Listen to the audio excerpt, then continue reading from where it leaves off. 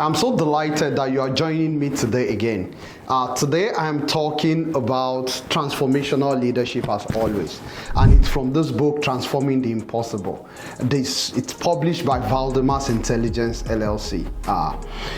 I want to talk about transformational leadership in times of crisis, and that's my topic for discuss today. But before I discuss about crisis, I want to remind you that if you get a copy of this book, if you go to chapter 3, one of the sound foundational discussion is about defining clear identity for a transformational leader. You see, there is no transformation if your vision and your values are not clearly defined. If you do not have clearly defined North Pole, your source of truth. If you have a clearly defined source of value, source of vision, which is clear, and I mean audacious vision now, that you are ruthlessly determining to pursue. If you have those clarity, it would help you a great deal to transform yourself. Now, why am I emphasizing the concept of identity? Because by the time I discuss what a crisis mode is, you will understand the reason why you need clarity of your identity. Because your identity is actually who you are when all variables, all factors that surround you are taken away from you. That's the quality of thinking, quality of wisdom in your soul. I'm talking about the soundness of your value, the clarity, the courage that you have, that belief system, that ideological belief that would drive your passion, that would drive you, those passions that you will hold on to, that the strength of those passions are greater than the fear of death. And I'm talking about those leadership strengths that you have. So when I want to define crisis, I will go to page 157. I say crisis is defined as a time of intense difficulty, trouble, danger, and this period are actually periods that are not the regular time for humans. So when people scream out that there is crisis, you should know that that is not the regular mode for them. So this happens at personal level, it happens at family level, community level, regional, national, continental, and even the world just recovered from a global crisis. I don't need to scream about that. We all know about COVID-19. So there are many more of those crises around us. There are wars and rumors of wars. There are nuclear threats, bio threats. There are so many other earthquakes that happened, hurricanes, shipwrecks, and so on. So one thing that is common to crisis is that it's usually overwhelming. It's disruptive in nature. Sometimes they are widespread, sometimes they are so swift, sometimes they are so unexpected, unpredictable. And all these things displaces people, displaces assets, destroys resources. And because of that, it topples the life of humans and pushes them into suffering. And that is why crisis is not a good thing.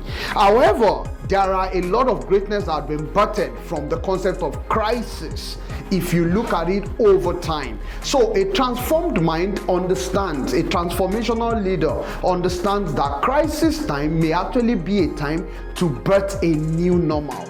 And because of the concept of birthing a new normal, it makes us as transformational leaders to be calm enough to look for the grace, the joy, the peace that comes with the war. So leaders that are transformed in every system, they understand how to manage crisis. And how do they go about it? Number one, they have a pre-crisis mindset. The mindset of pre-crisis is that they are always thinking ahead and planning ahead. They have documented policies to plan ahead for crisis. So if you are in an organization and you don't plan financially, you don't do drills to prepare for days of crisis, then you're probably not running with a transformative mindset. Because resilient mindset, adaptive mindset understand that crisis may show up, but how do you prepare yourself to be immune, to be strong, to be able to prevent crisis? Number two, about people who have transformed mind is they prepare for during crisis scenario. What would happen when we are in crisis? How do you manage lack of resources, which is most importantly the commonest issues that leads to more death? Because after earthquakes, a lot of people get injured. For those who are dead, of course, you may not be able to do something to that, but a lot of people get injured, and then you need to deploy resources to resuscitate, to help them, and all this leads to It could be an extended need of resources. So because of this, people who are already trained in crisis management, transformational leaders, they already plan ahead for during crisis, and they plan ahead for post-crisis scenario. So I've talked about pre-crisis, crisis, extended crisis, and even post-crisis new normal. And all this is what the world just went through with the advent of the COVID-19. So I want to tell you, as a transformational leader, what are the clear things that you need to do daily in a bid to plan ahead for crisis management. Because you will have personal crisis, you may have financial crisis, you may have relationship crisis, people have midlife crisis and all this. But how do you plan ahead? How do you plan in, and how do you plan even in extended scenario and in post-crisis scenario? What happens? Number one that you must have is clarity of your identity, who you are. Once you're able to define clearly who you are, what your organization stands for, you will go out of a lot of trouble. Because when you hold on to that value for long enough, things would always turn around. That's the first thing. So you must clearly define who you are. Number two is that you must clearly define what the crisis is.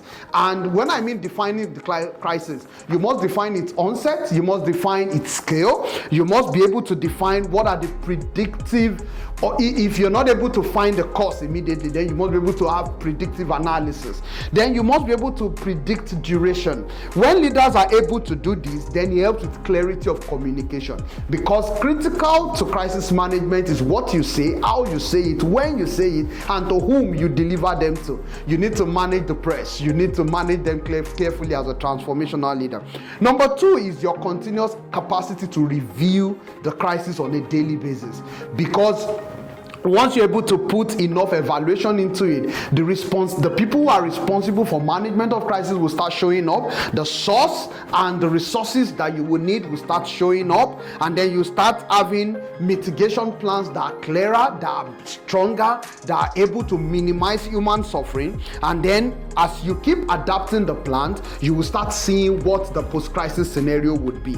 Number three that is so important in crisis management is you must build capability to respond, to sustain the response, and then in case when it becomes an extended crisis, you must build capability and collaboration to be able to go through extended crisis. Decisions made in different conditions are critical to outcomes of crisis management.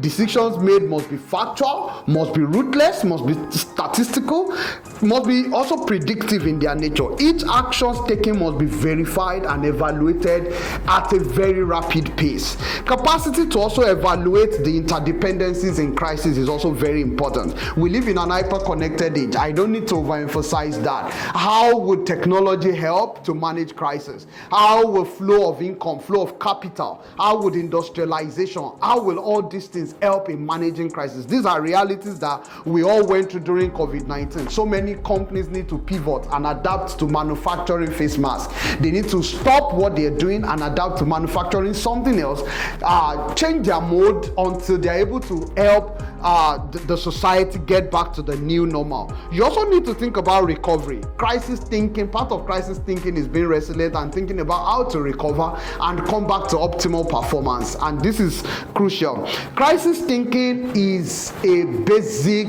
transformational leadership mindset. It is not that you're wishing evil. It means that you are actually a deep thinker who understands that as an experience, good and evil should be equal to a transformed mind, not as a goal, but as an experience. Because either profit or loss for a transformed mind, your goal is actually about helping society to become better. It's about the impact. It's not about the profit or the loss. So you have a balanced mindset to good and evil, and you understand that a lot of times there is no peace without war, there is no loss, there's no profit without loss. So all this helps you to have a balanced thinking, and because of that, you are able to manage crisis, you're able to formulate plans objectively without emotional instability. And the world is also experiencing crisis of values and moral principles. A lot of truth has been redefined. There's now radical truth. There's truth based on different human scenarios and circumstances. forgetting that there are standard truths. So I just want you to know that crisis is not only physical, it could be ideological, it could be philosophical, it could be from any angle, and it will take good and strong leaders who stand by right principles, who are transformational in their thinking, to be able to deal with ethical, ideological, conceptual, and psychological crisis. The world needs leader who will stand right, who will do what is right. Are you ready to be that leader who thinks and is prepared to manage crisis, who thinks and is prepared for even extended management of crisis, who is prepared, who keeps adapting daily, scanning the environment and looking for collaborativeness, interconnectedness, interdependencies that can help them through crisis period? What skill are you building? What capacity are you building? What strength are you building in your environment to ensure that even if crisis strikes today, you're strong enough to keep going? Thank you so much.